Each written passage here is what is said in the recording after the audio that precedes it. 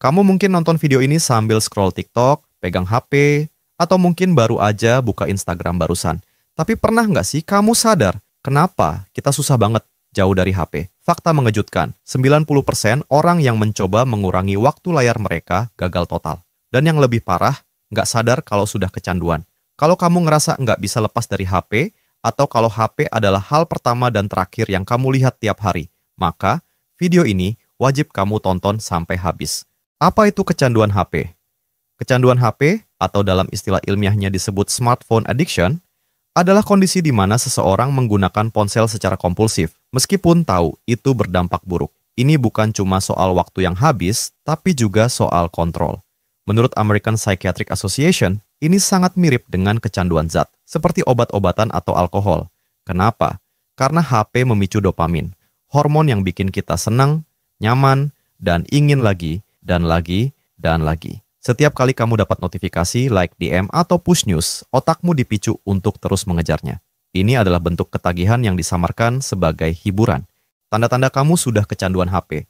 Sekarang, kita masuk ke segmen yang paling bikin nggak nyaman, tapi paling penting. Apa aja tanda-tanda kamu sebenarnya udah kecanduan HP tanpa kamu sadari? Kebanyakan dari kita selalu bilang, aku nggak kecanduan kok, cuman sering pakai HP aja. Tapi, sama kayak orang yang kecanduan kopi, rokok, atau gula. Mereka juga sering nggak sadar sudah tergantung banget. Nah, coba kamu cek daftar berikut ini. Jujur aja ke diri sendiri. Kalau kamu ngerasa lebih dari 4 poin cocok, bisa jadi kamu sudah terjebak dalam kecanduan digital. 1.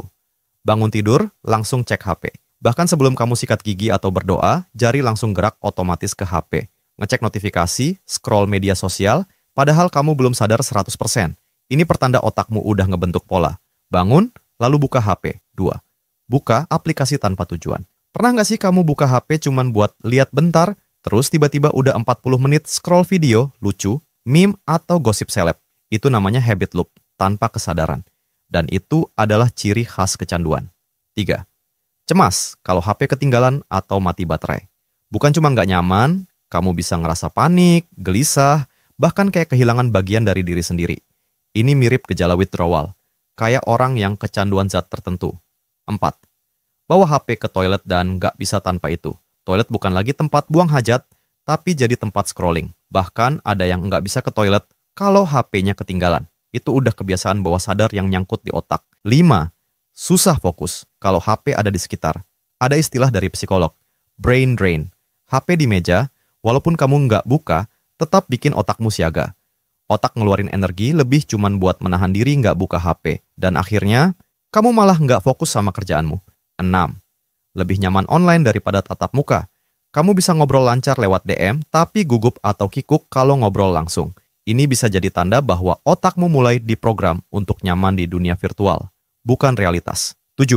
Nggak kerasa waktu jalan saat pegang HP. Efek time distortion. Sama seperti orang main game terlalu lama.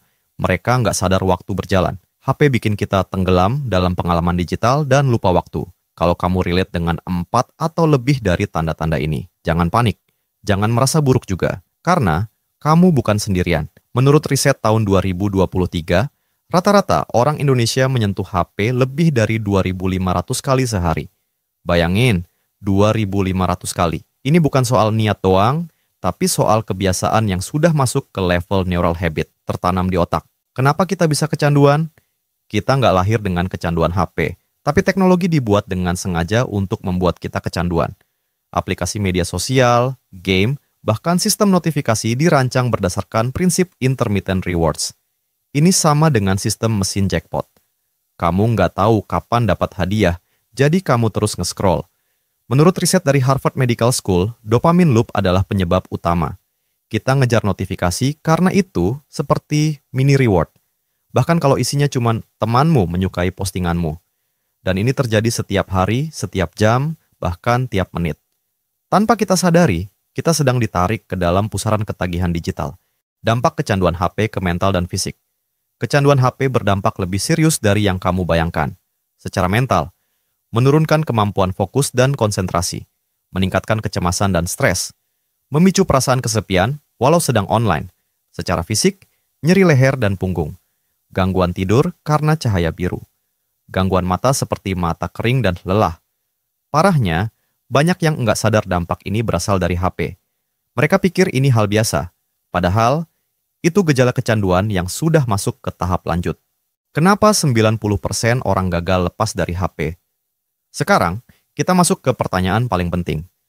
Kenapa 90% orang gagal lepas dari HP? Jawabannya bukan karena mereka malas, lemah, atau nggak punya niat, tapi karena mereka salah strategi dan nggak sadar kalau HP didesain untuk bikin mereka gagal. Bayangkan ini, kamu niat puasa HP, kamu udah bilang ke diri sendiri, mulai besok aku nggak akan buka media sosial dulu. Tapi begitu ada notifikasi masuk, tanganmu langsung gerak otomatis. Tanpa sadar, kamu udah nge-scroll 20 menit. Padahal, kamu niatnya cuman mau lihat notifikasi WhatsApp. Kenapa itu bisa terjadi? Karena ada 3 alasan psikologis utama kenapa 90% orang gagal lepas dari HP. 1. Otak kita sudah terkondisikan dengan reward instan. HP ngasih kita reward cepat. Scroll, lihat hal lucu, ketawa, dopamin naik. Sama kayak junk food, cepat, gampang, tapi bikin kecanduan. Otak kita suka yang cepat, bukan yang sehat. Jadi, begitu kamu coba lepas, otakmu mulai sakau terhadap dopamin. Dan kamu balik lagi ke HP. 2. HP sudah jadi bagian dari rutinitas dan identitas. HP bukan cuma alat hiburan. Sekarang, HP adalah alarm, jam kerja, kamera, komunikasi, hiburan, pelarian. Ini bukan sekadar lepas dari alat, tapi melepaskan sebagian dari rutinitas hidup. Dan kalau kamu belum punya pengganti, kamu akan kembali lagi ke kebiasaan lama. Karena otak butuh rutinitas yang familiar. 3. Banyak yang cuman motivasi, bukan punya sistem. Cuma bilang, aku mau kurangi screen time. Itu kayak bilang, aku mau kurus tanpa rencana makan, olahraga, dan pola tidur. Tanpa sistem, kamu cuman ngandelin semangat doang. Dan semangat bisa hilang dalam 5 detik saat kamu bosan, stres, atau butuh pelarian. Contohnya, kamu niat kerja serius, tapi HP di meja nyala terus. Ada notifikasi, kamu buka sebentar, lalu keterusan. Ini bukan salah kamu, ini karena kamu belum bikin sistem untuk memutus gangguan. Jadi wajar banget kalau 90% orang gagal. Karena HP adalah alat paling canggih yang diciptakan untuk mencuri perhatianmu. Solusi psikologis, cara keluar dari kecanduan HP. Berikut ini adalah strategi yang terbukti membantu kamu keluar dari kecanduan HP. Ingat, ini soal kontrol, bukan larangan total. Buat zona bebas HP, seperti kamar tidur atau meja makan. Gunakan aplikasi batas waktu. Contoh, Digital Wellbeing, Forest, Focus To Do. Matikan notifikasi tidak penting, biar otakmu nggak kena trigger dopamin. Ganti kebiasaan scroll dengan aktivitas lain. Baca buku, jalan kaki, ngobrol langsung. Evaluasi setiap minggu, catat dan bandingkan screen time-mu. Kamu nggak harus langsung sempurna, tapi langkah kecil tiap hari bisa menyelamatkan kesehatan mentalmu dalam jangka panjang. Kalau kamu merasa video ini relate banget, kamu bukan sendirian. Dan yang penting, kamu udah selangkah lebih sadar. Komen di bawah, berapa jam screen time kamu tiap hari? Dan strategi apa yang paling kamu ingin coba? Jangan lupa share video ini ke teman yang juga susah lepas dari HP. Ingat, kita bukan anti teknologi.